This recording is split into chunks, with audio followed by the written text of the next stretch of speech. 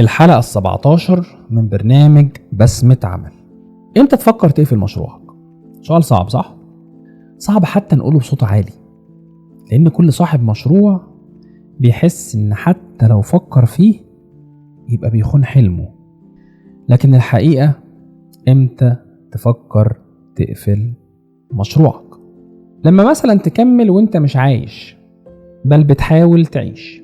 قابلت صاحب مشروع شغال من 6 سنين بالظبط، كل ما تقعد معاه تحس انه في معركة، العملاء مش بتدفع، فريق البيع بتاعي غير مستقر، هو نفسه فقد الشغف في حلمه ومشروعه وحلم عمره اللي كان بيفكر فيه من زمان وربنا كرمه وبدأه.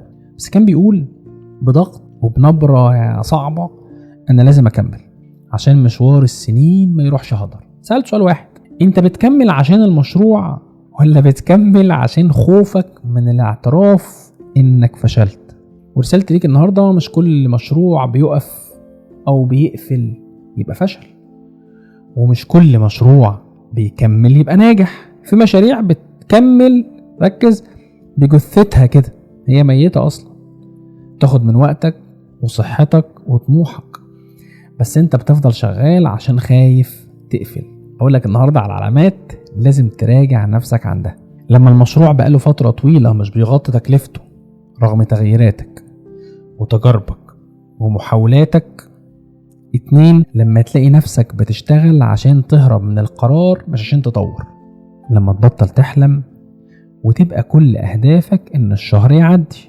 لما المشروع يستهلك كل علاقتك أو علاقاتك وصحتك ووقتك وانت مش قادر ولا تفوض ولا تنظم ولا ترتب. راجع ال4 خطوات دول على المشروع بتاعك.